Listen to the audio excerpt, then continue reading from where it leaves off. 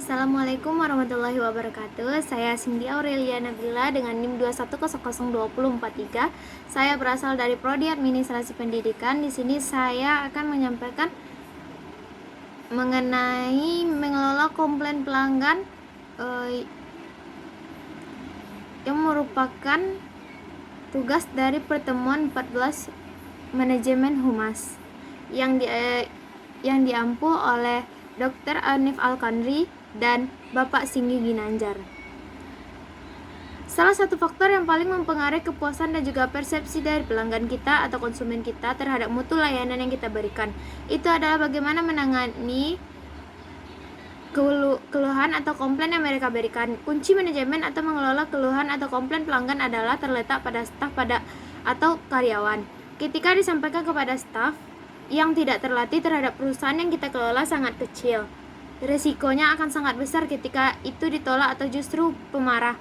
Pelanggan akan menerima konsep ini menjadi satu kondisi bahwa perusahaan kita atau bisnis yang kita kelola memang tidak bisa menerima masukan atau komplain. Berarti pelayanan kita hanya sebatas sesuatu yang baik. Ketika ada sesuatu kondisi tingkat kepuasan mereka tidak terpenuhi, kita justru tidak mau mendengarkan, dan ini akan menjadi satu titik di mana informasi ini sampai satu orang kepada ribuan orang yang lain, maka kita akan kehilangan pelanggan terbaik kita. Dan jangka panjang ini pasti akan terjadi ketika kita tidak mampu mengelola dan menerima komplain dan juga keluhan pelanggan sebagai satu titik layanan positif sebagai bentuk perhatian dari pelanggan dan konsumen kepada kita. Suatu teori yang biasa kita jadikan sebagai acuan yang dijelaskan oleh Kigen dalam mengelola keluhan menurut Kigen dan mengelola komplain yang disampaikan pelanggan, maka beberapa hal yang perlu kita perhatikan atau kita lakukan sebagai staf atau pemilik usaha, pemilik layanan, atau pemilik perusahaan dan lembaga. Pertama, dengan rela, dengan hati yang paling dalam, harus berani untuk meminta maaf, memberitahu kepada pelanggan bahwa kita menyesali ini atas ketidaknyamanan yang terjadi. Yang kedua, kita lakukan adalah penting sekali yang kita menyatakan atau menyampaikan kembali keluhan dengan menggunakan kata-kata sendiri yang menunjukkan bahwa kita benar-benar memahami keluhan yang disampaikan oleh mereka. Yang ketiga, menurut Kigen, yang harus kita lakukan adalah restitusi, yang pada tahap ini dilakukan apa saja untuk memuaskan pelanggan, artinya memberikan kepada pelanggan apa saja yang mereka butuhkan sebagai bentuk bahwa kita menyesali karena kita kurang memperhatikan produk dan jasa sebagai bentuk layanan kita sebagai pemilik. Yang keempat yang kita bisa lakukan merupakan menurut Kigen dalam konten ini adalah tidak lanjut, kemudian cek bersama pelanggan sebelum mereka pergi untuk memastikan. Jadi secara bersama-sama pelanggan juga memahami, mengetahui tindakan kita untuk memastikan bahwa mereka puas. Selanjutnya, apa sebenarnya pentingnya penanganan keluhan? Penanganan komplain dari pelanggan yang notabene adalah orang-orang yang menjadi konsumen kita. Secara teori, Sutojo menyatakan ada beberapa alasan mengapa seseorang tidak lagi membeli atau mengkonsumsi satu jasa atau produk yang kita punya.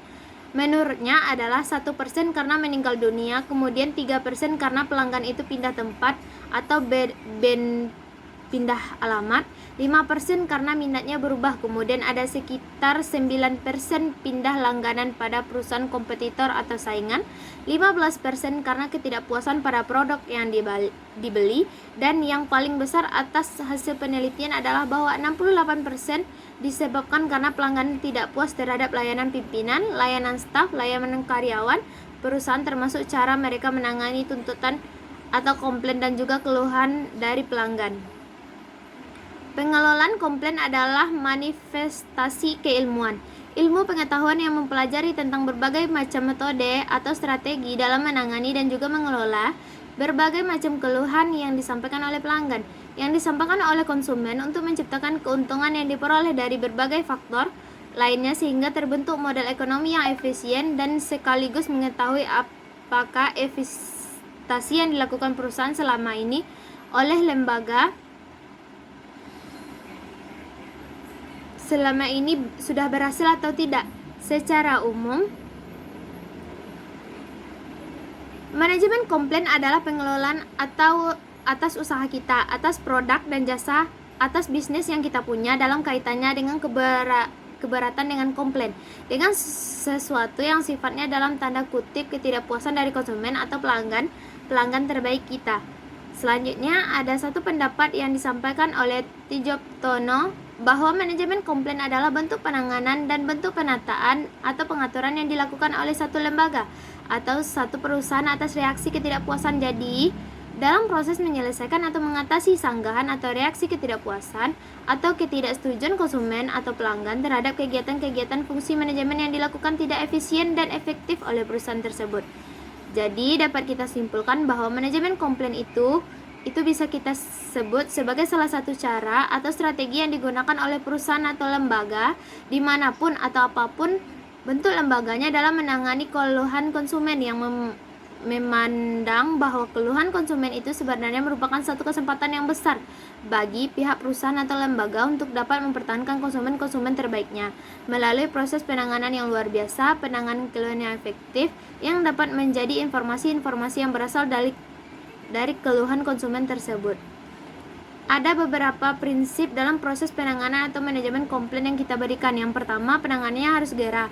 Jangan ditunda-tunda. Kalau saat itu komplain, maka saat itu disampaikan, maka saat itu harus ditangani. Prosesnya sudah dimulai, jadi jangan ditunda-tunda. Yang kedua, prinsipnya adalah kemampuan untuk mengatur komplain. Kemampuan yang mengatur komplain harus punya energi, punya skill yang didesain sedemikian rupa atau menangani komplain sangat penting bagi suksesnya penyelesaian masalah-masalah yang dihadapi pelanggan yang notabene-nya adalah masalah perusahaan kita. Yang ketiga, daya tangkap kita. Berarti komplain akan diselesaikan secara cepat dan responsif. Jika komplain tidak dapat diselesaikan secepatnya, maka setidaknya perusahaan mengkomunikasikan fakta ini kepada pelanggan bahwa kita akan melakukan penanganan, bahwa kita akan menerima dan akan segera melakukan eksekusi atas komplain yang mereka sampaikan. Selanjutnya, yang terakhir yang dibahas dalam konteks memberikan layanan prima dalam bentuk pengelolaan komplain pelanggan. Yang kita akan bicarakan di bagian akhir ini adalah terkait dengan harapan konsumen atas penanganan keluhan yang disampaikan mereka kepada kita dalam melakukan atau menyampaikan keluhan. Konsumen sebenarnya memiliki harapan yang luar biasa atas keluhan yang mereka utarakan tersebut. Yang jelas secara spesifik, konsumen mengharapkan suatu keadilan, kejujuran, dan kewajiban dari pihak perusahaan dalam menangani setiap keluhan dan ketidakpuasan yang mereka sampaikan.